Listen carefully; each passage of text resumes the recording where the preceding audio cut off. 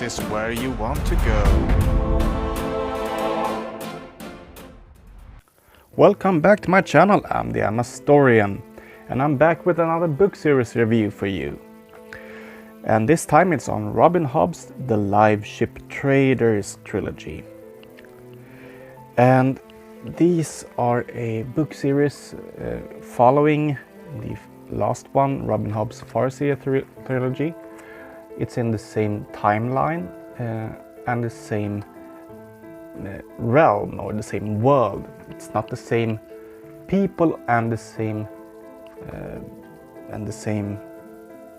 place, but it is in the same realm, the same world.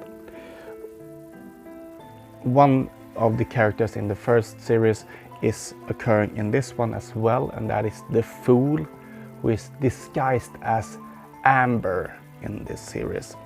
But that's sort of a side note in this one. This series is about the live ships.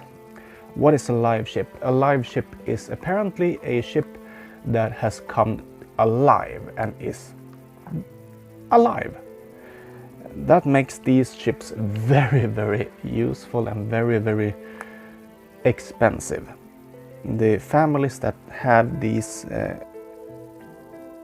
indebt themselves for generations to come in order to own them.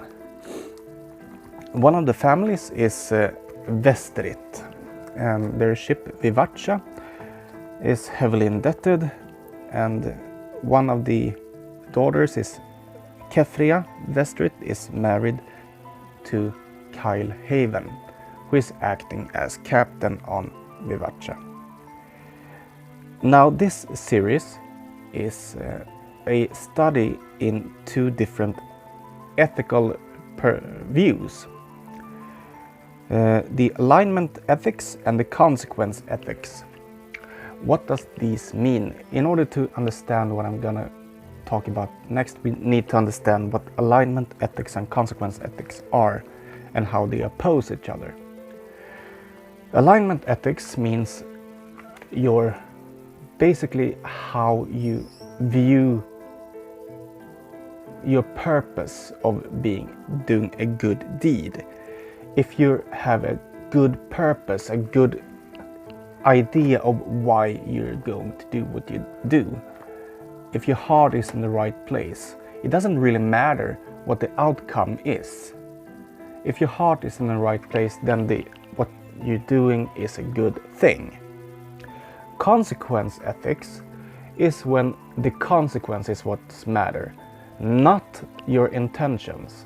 If your intentions doesn't even concern at all, it's the consequences. If the consequences are good, then your actions are good, no matter what your intentions actually was. And that the entire book series is based on, this sort of conflict between these two. And I'm gonna explain what I mean here. Now, Kyle Haven, he's trying to get the family Vestrit's economics back on feet. They are heavily indebted. So he's trying to get their economics back on track. That means he's using this family live ship in a very torturous way. He's using it as a slave trading ship, which is very painful for the ship, since the ship can sense every emotion on board. That will become plain torture for that ship. And also he's torturing his own son in order to get this to work, because the ship needs a Vestrit, a family member Vestrit on board, which Winthrop is, but Kyle Haven is not. He's married into the family. He's not blood related. That means he's dependent on his son to be there. But every decision Kyle Haven is making is actually detrimental in the end, because nothing he's trying to do actually works out. He doesn't really make a good sailor of his son. It's not he who does that. It is not. He only makes his son miserable and push him away. And he also indebts his own family, his wife's family, even more by losing the ship to pirates. And it's just one big mess after another. But he has the best intentions. He's actually trying to help the family back on track. So is he actually doing an ethical action here? Well, that is the point of this. Is he actually ethical or not? He is doing some really bad stuff with the best intentions. The other person that really catches this dilemma is the pirate captain that catches Vivace. The pirate captain Kenneth. He's trying to become king of this pirate isles. But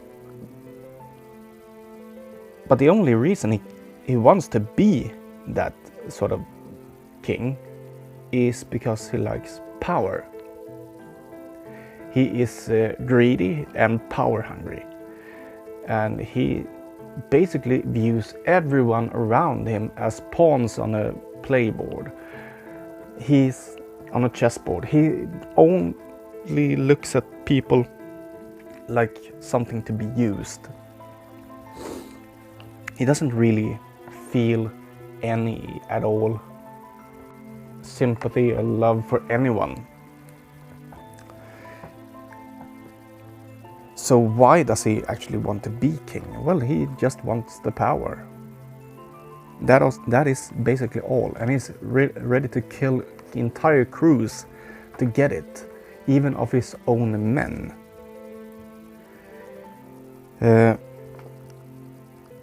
But he actually do become sort of a king for the pirate isles, but he does it by disrupting the slave trade and therefore becoming a king of all the freed slaves. Meaning he actually is doing good deeds.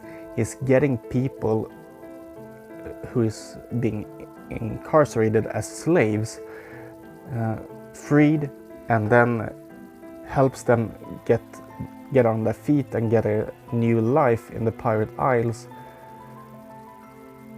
And they actually welcome him as a king. But all he actually wants is power. He doesn't really give a shit about these people. So is he an ethical man? When his intentions are just to get power and get big and bad. But he's actually helping people. That is a very, very interesting point in this book series. This struggle between the alignment ethics and the consequence ethics. And it's a very philosophical sort of book series in that way.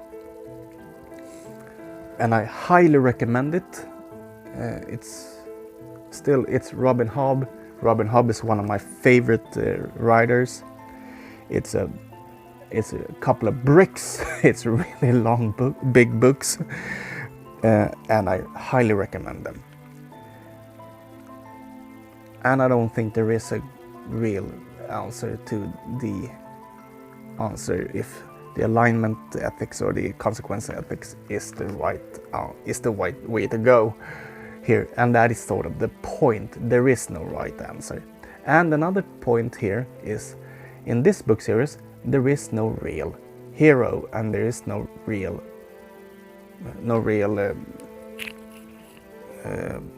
bad guy and a real anti-hero or villain.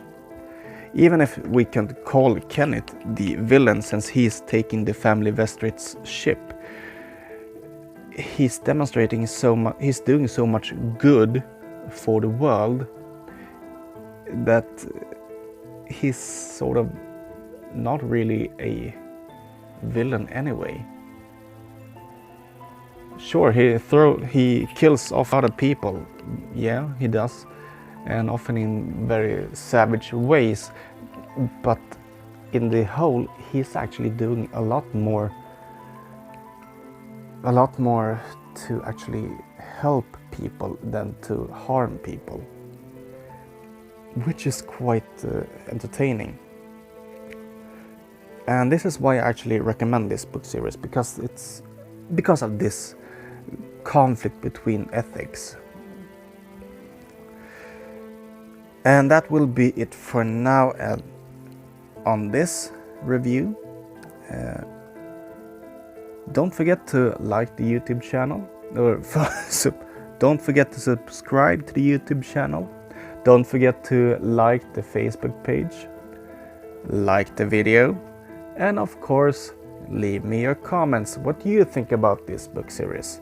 Have you read it? Are you going to read it? What did you think about it? Do you agree with me on my thoughts of its ethical views? So, bye-bye. Thanks so much for watching. Like and subscribe.